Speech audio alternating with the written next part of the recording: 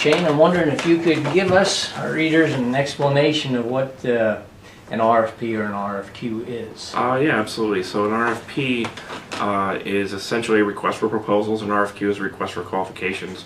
They're one and the same thing. I mean, they're asking for different information, but it serves the same purpose, and that is you're requesting proposals for the purposes of trying to get quotations for purchases, for services, for expertise, for consulting, and different matters where you're expending borough funds.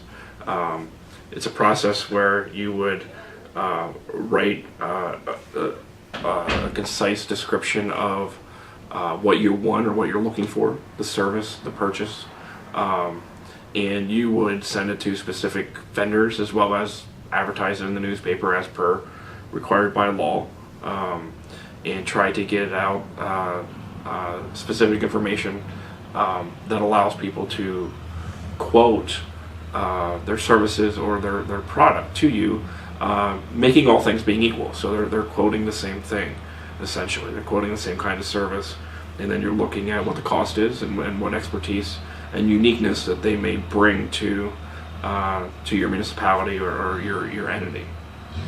And you've also said too that sometimes getting the RFP process, you can narrow down to more specific ideas to what we might need. Yeah, absolutely. So you by law you can't make an RFP so specific that you exclude vendors, and that's a little trick that governments in some places do, and that is they make an RFP so precise that only one person could bid on the service or the product. Really, the goal is not to do that. I mean, that you're required by law to make it competitive. But what you're trying to do is, if you want a certain product a certain way, maybe it's a truck. Maybe you need a truck, and instead of just bidding on or putting an RFP out for a truck, you want a truck that's four-wheel drive. You want a truck that has 20-inch tires. You want a truck that has an 8-foot bed. You want a truck that the vendor's able to put the lights and sirens on, whatever it may be. You can take and make the RFP specific so that they're all bidding on the same nuts and bolts that fit the needs of the municipality and what you're trying to purchase or consult. This is also very good with dealing with engineering services. You want an engineer who specifically deals with municipal concepts such as roads, bridges, buildings, water and sewer. If you just put out, hey, we need an engineer, you could get somebody that has absolutely no experience in that realm, and it could be a complete waste of time and in the end money, because they lack the expertise of what you're trying to do or what you're trying to get. So the goal is to try to narrow the focus to fit the needs of what your municipality is really trying to do. And then along with that, you've, through these processes, been able to save Emmaus taxpayers some money. Do you have any examples of that? Sure. One of the easiest examples is just in the last year or two, we've decided to change the way that we bid out our liability and workers' compensation insurance. We were paying up over $410,000 to $430,000 a year just for workers' compensation insurance, and we had just used the same broker over and over again.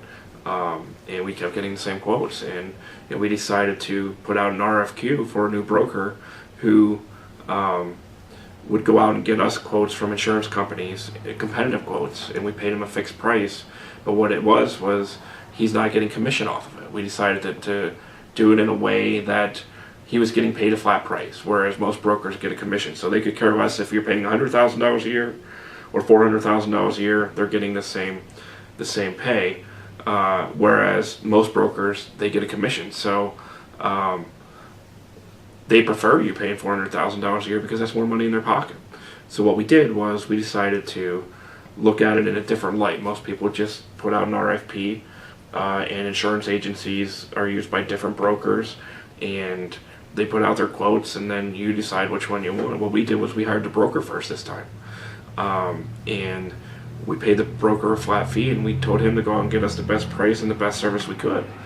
So we were paying $430,000 or somewhere in there, a year in workers' compensation, and due to reduction in injuries as well, and safety committee and some other things, those were all factors. But at the end of the day, the RFP really what it did for us was we're now only spending $137,000 a year in workers' compensation insurance, and our liability insurances also went down. So we're looking at a cost savings of like $329,000 just in workers' comp savings, just by doing the RFP, just by going out and doing the process.